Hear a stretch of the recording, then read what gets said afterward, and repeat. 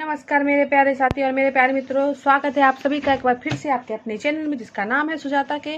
तो चलिए आज की चैनल में फिर मैं बहुत सारे लोगों का बहुत सारा क्वेश्चन था जिसको मैं विद प्रूफ जो है वो स्पष्ट करने के लिए आई हूँ। मेरे पास कुछ डॉक्यूमेंट्स हैं जिसे मैं आपको दिखा सकती हूँ और उसी के आधार पर आपका जो प्रश्न है उसका उत्तर मैं आपको दूंगी। लेकिन उससे पहले जो है, अगर आपको मेरी वीडियो पसंद आए तो प्लीज़ लाइक करें और अगर आपको और भी जानकारी चाहिए तो मेरे चैनल को सब्सक्राइब करें।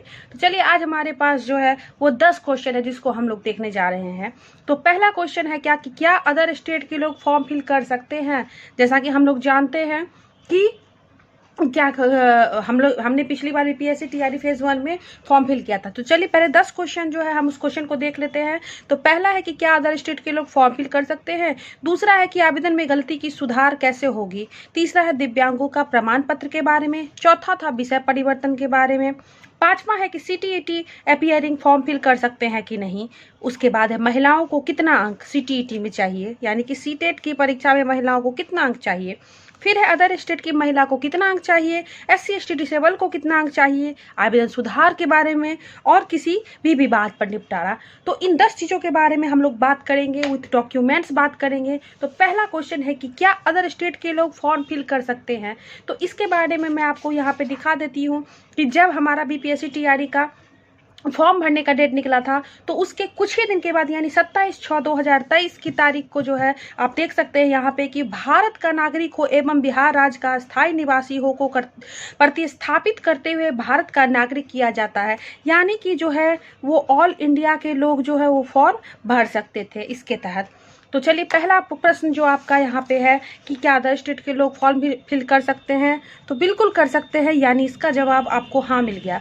दूसरा हमारा था कि आवेदन में गलती की सुधार। तो अभी मैं आपको दिखा रही हूँ कि आवेदन में गलती की जो सुधार है वो 2 पैमाने पर हुई थी। पहला देखिए यहाँ पे क्या हुआ था कि जेंडर का जो था वो चेंज करने की बात आ गई थी। तो 25/7/2023 को क्या हो गया था कि उस समय में ये gender male female third gender की प्रविष्टि जो गलत हो गई थी बहुत सारे लोगों की, तो उस हेतु भी सुधारने के लिए आयोग ने हमें एक मौका दिया था। यानी ये 25/7/2023 के डेट में जो है ये आवेदन पर गलती सुधार करने का हमें एक मौका दिया गया था। तो आपका जो ये सवाल है कि आवेदन में गलती की सुधार, तो इस पर भी आपको आयोग ने मौका दिया था। अब तीसरा था दिव्यांगों का प्रमाण पत्र के बारे में।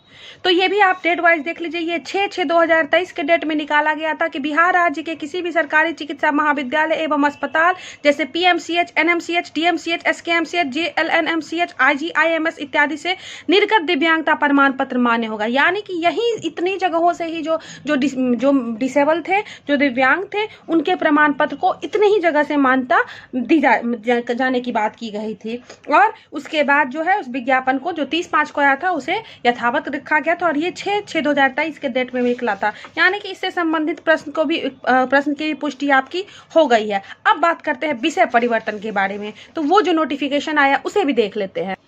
तो विषय परिवर्तन से जो संबंधित नोटिफिकेशन था उसमें ये कहा गया था कि 11 से 12 तक के विद्यालय के अध्यापक के पद पर नियुक्ति हेतु विषय बायोलॉजी के संदर्भ में जो botany, zoology, life science, bioscience, genetics, microbiology, biotechnology, molecular biology, plant psychology plant physiology provided they have studies botany and zoology at graduation, इसको विलोपित करते हुए botany, zoology, life science, bioscience, genetics, microbiology, biotechnology, molecular biology, plant physiology को ऐसा ये कहा गया था। तो ये 9/6/2023 के डेट में निकला था, यानी विषय परिवर्तन। इसके अलावा जो था वो गणित हेतु अंकगणित शैक्षणिक योग्यता स्नातक स्तर पर गणित के साथ भौतिकी, इलेक्ट्रॉनिक, कंप्यूटर साइंस, रसायन विज्ञान, सांख्यिकी विषय में से कोई 2 विषय स्नातक स्तर पर पठित होनी चाहिए अथवा इंजीनियरिंग से स्नातक हो जिसमें गणित की विशेषज्ञता हो। यानी ये मैथ्स के लिए था। तो और प्राच्य भाषा की भी कुछ बात कही गई थी।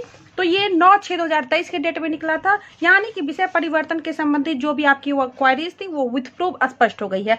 अब हमारा आग्रह है और बहुत इंपॉर्टेंट है कि सीटीईटी अपीयरिंग फॉर्म फिल कर सकते हैं कि नहीं। तो हमें बिल्कुल पता है कि ये तो फॉर्म फिल कर ही सकते हैं और उसके लिए जो शर्तें थी वो अब दिखाती हूँ आपको।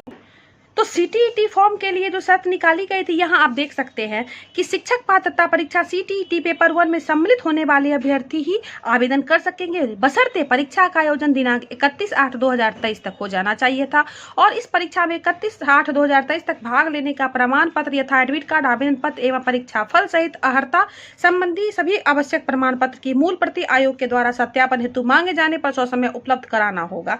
यानी कि कहा गया था कि आप बिल्कुल भर सकते हैं पियरिंग के साथ, लेकिन आपका जो है एग्जाम वो 31/8/2023 तक जो था वो हो जाना चाहिए था। आपका एडमिट कार्ड, आवेदन पत्र और परीक्षा फल यानी आपका रिजल्ट भी मांगा गया था। ये 22/6/2023 के डेट में निकाला गया था। कहने का मतलब ये है कि आपको जो है बिल्कुल अच्छी तरह से जो सीटीईटी अपीयरिंग छात्र थे उनको भी मौका मिला था, तो इसीलिए घबराने की कोई ज़रूरत नहीं है। जो दिसंबर में सीटीईटी का एग्जामिनेशन देंगे उनको भी 100% मौका मिलेगा, चाहे बीपीएससी टीआरई नवंबर में नोटिफिकेशन आए या जब भी आए। तो आपका ये प्रश्न भी हल हो गया। अब आइए महिलाओं को कितना अंक भरना था और अदर स्टेट की महिलाओं को कितना अंक भरना था, इस पर भी हम लोग चर्चा कर लेते हैं।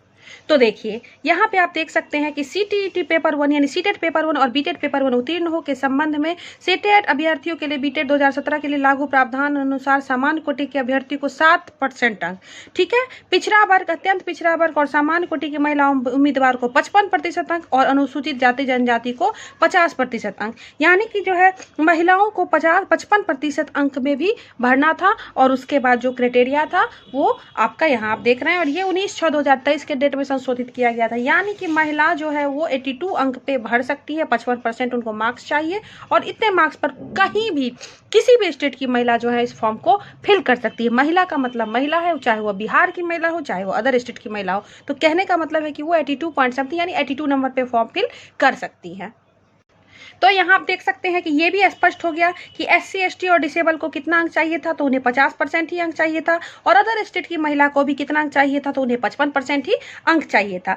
अब बात करते हैं आवेदन सुधार की और किसी भी विवाद पर निपटारा होने की। तो देखिए यहाँ आवेदन सुधार की जहाँ तक बात है तो उसके भी मैं आपको दिखा रही हूँ। देखिए आप ये भी मौका दिया गया था कि आवेदन यानी कि अचूक रूप से अपलोड किए गए दस्तावेजों का मिलान करते हुए त्रुटि निराकरण करना सुनिश्चित करेंगे। अपलोड दस्तावेज में किसी भी तरह का परिवर्तन मान्य नहीं होगा, लेकिन अपलोड किए गए संबंधित दस्तावेज का प्रमाण पत्र संख्या और निर्गत तिथि में परिवर्तन किया जा सकता है।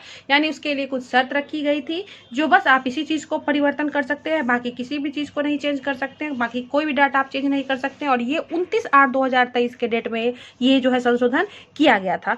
अब देखिए अब अगला था कि किसी भी यानी कि आवेदन सुधार के बारे में भी मैंने आपको बता दिया। अब किसी भी विवाद पर निपटारा, तो स्पष्ट इनका जो गाइडलाइन था वो स्पष्ट इसमें कहा गया था कि शिक्षक प्रशिक्षण के किसी भी उपाधि के मान्यता बिंदु पर किसी भी उपाधि विशेष के समतुल्यता के बिंदु पर किसी प्रकार के विवाद की उपस्थिति में जो है वो NCTE के परामर्श से विभाग का अंतिम निर्णय होगा। यानी कि किसी भी तरह का अगर विवाद होता है, जो कि हम उस समय हमारा फैसला आ चुका था कि जो बीएड कैंडिडेट है वो 1 to 5 के एलिजिबल नहीं है, तो इस विवाद पे जब हल्ला हुआ था तो उन्होंने इस नोटिस को स्पष्ट किया था कि जो भी होगा NCTE का परामर्श अंतिम निर्णय होगा। जो कि अभी हम देख रहे हैं कि NCTE ने तो अपने हाथ खड़े कर दिए हैं और ये विवाद हमारा B Ed versus CTET B Ed versus जो DLED वाला जो है वो सुप्रीम कोर्ट तक जा पहुंचा है। तो यहाँ पर देखिए किसी भी विवाद पर निपटारा जो था वो NCTE वाली बात भी स्पष्ट हो गई है, और ये आपका जो था वो 19/8 के डेट में निकाला गया था। अब बात करते हैं कि हेल्पलाइन नंबर की, यानी कि यहाँ पे आपका जो एक हेल्पलाइन नंबर दिया गया है। एक बहुत बड़ी समस्या होती है हम लोगों में कि जब हम लोग फॉर्म भरने जाते हैं तो बस जल्दी जल्दी में जैसे तैसे फॉर्म को भर देते हैं। अभी आप देखिए उन्होंने इससे संबंधित भी एक जो है वो ऑनलाइन पेपर दिया था और उसमें सारा चीज़ बताया गया था कि कैसे हमें फॉर्म भरना है, किस तरह से रजिस्ट्रेशन करना है, कैसे एप्लीकेशन फॉर्म भरना है, कैसे एडिट का ऑप्शन आएगा, कैसे पेमेंट करना है और फिर किस तरह से डाउनलोड एप्लीकेशन फॉर्म करना है। यानी कि सारी चीज़ों के बारे में जो है वो हमें एक अच्छी तरह से एक परफॉर्मा बना करके दिया गया था।